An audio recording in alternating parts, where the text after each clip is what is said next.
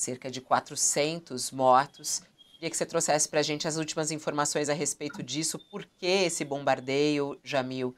E é o fim da trégua mesmo? Olha, Fabiola, esse era um momento talvez mais esperado desse processo de negociação, porque, claro, ele envolve a etapa mais difícil, né? A etapa mais difícil não era aquele início da trégua, não era aquela libertação de alguns reféns israelenses, não era o fim temporário dos bombardeios de Israel sobre Gaza. Gaza já estava completamente destruída.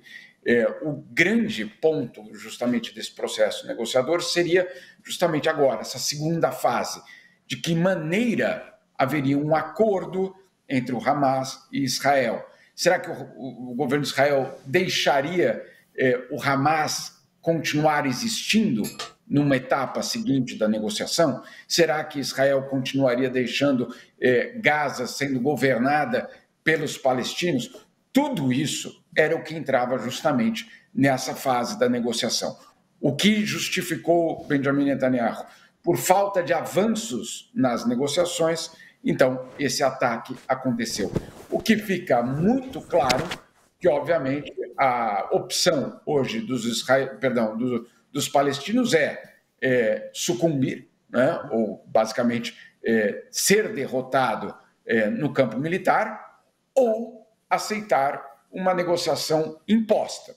Essa é, obviamente, o grande desafio deste momento da parte diplomática. Da parte diplomática é essa a situação. A situação dramática é dessas todas as famílias que nós estamos vendo aí nas imagens. Por quê? Porque eles voltaram para suas casas, ou o que restou das suas casas, ou o que restou das suas cidades. Muitas dessas pessoas que foram mortas hoje foram mortas porque retornaram a locais que elas acreditavam estar seguras.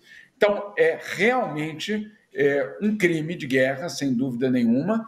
Já vem sendo colocado isso na ONU de uma forma bastante explícita, justamente porque você leva de volta uma população para uma região e depois bombardeia. Então, é absolutamente uma situação dramática, humanitária, sem dúvida nenhuma, e também uma situação dramática nas negociações que estão acontecendo. Sim, é uma questão agora negociadora, mas aquela história, como negociar com uma arma apontada sobre a sua cabeça. É isso que nós estamos vendo. E aí a gente vê a repercussão do mundo em relação a isso, né, Jamil? Ontem à noite, o Itamaraty soltou uma nota, diz que Israel viola o acordo com Hamas e tenta colonizar a Palestina. A nota foi divulgada após a reunião entre os representantes dos governos brasileiro e palestino. E o Brasil tem demonstrado sempre, desde o início dessa guerra, né, o seu lado mais crítico em relação a Israel. O próprio presidente Lula já falou sobre isso, sobre a situação da faixa de Gaza. Quer dizer, não é novidade o posicionamento do Brasil. Como é que tem sido outros países, como é que eles reagiram, inclusive têm reagido em relação a esse ataque aí de Israel, hein, Jamil?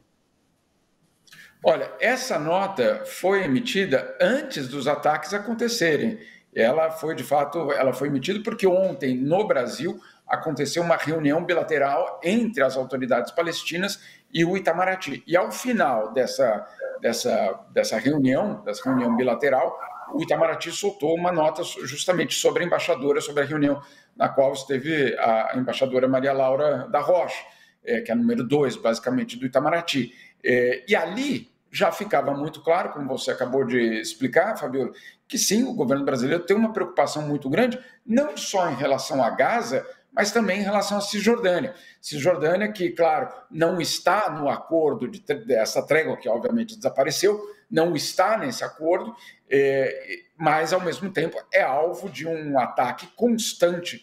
E aí não é um ataque de mísseis, é um ataque basicamente por terra, um ataque diário basicamente de impedir que os palestinos possam viver de uma forma, entre aspas, normal dentro dessa região. Então, é uma situação que o governo brasileiro vem acompanhando com muita preocupação. No resto do mundo, é uma enorme preocupação o que isso vai significar para o processo de paz, obviamente no Oriente Médio, mas também para os compromissos da comunidade internacional em relação à reconstrução de Gaza, né? Porque isso já começava a ser trabalhado, né? De que forma Gaza seria reconstruído, quem estaria no comando dessa reconstrução, quanto dinheiro. Outro dia, inclusive, os países árabes formaram uma espécie de coalizão pela reconstrução de Gaza. Isso tudo, obviamente, neste momento está paralisado. Do lado americano, a reação é outra, né? A porta-voz da Casa Branca já deixou muito claro, logo depois do começo desta manhã aqui em Nova York, ela já deixou muito claro que essa é uma reação justificada. Ela, inclusive, diz que quem gerou isso tudo foi o Hamas ao não querer negociar, ou seja, ao estar obstacularizando algum tipo de acordo previsto. Não por acaso, o Hamas acusa, isso já foi feito hoje também pela manhã, acusando esses ataques de serem incentivados justamente pela Casa Branca. Aliás, eu estava até vendo aqui a repercussão de outros países, né? Alguns, inclusive, estão acusando os Estados Unidos, né?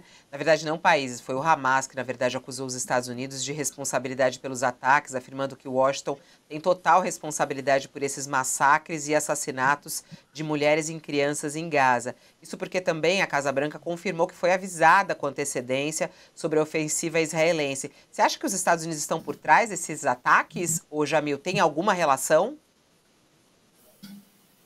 Olha, o fato de eles terem sido avisados antes e terem sido, obviamente, eu diria, não terem dito ao seu maior aliado da região não faça isso, obviamente coloca um ponto de interrogação bastante grande.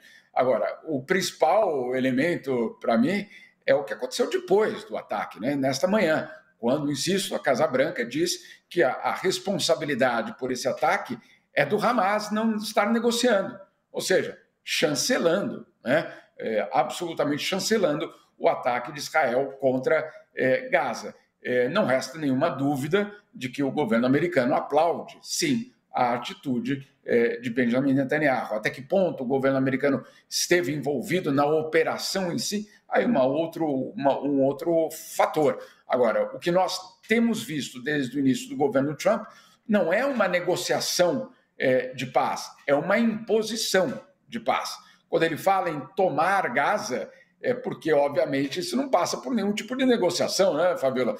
Você não toma o território de um outro povo dessa forma que ele coloca, inclusive ironizando com vídeos nas redes sociais, com, obviamente, inteligência artificial, com Trump Tower em Gaza, etc, etc. Ali você não está falando de paz, você está falando da conquista de um território, da conquista de um povo, de uma limpeza étnica.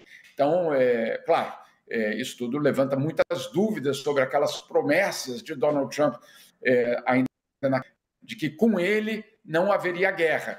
Não haveria guerra porque, obviamente, ele garantiria a vitória militar de um lado sobre o outro, e não um acordo de paz. Bom, vamos lá, o Jamil não pode ficar muito tempo com a gente, mas eu queria muito ouvir rapidamente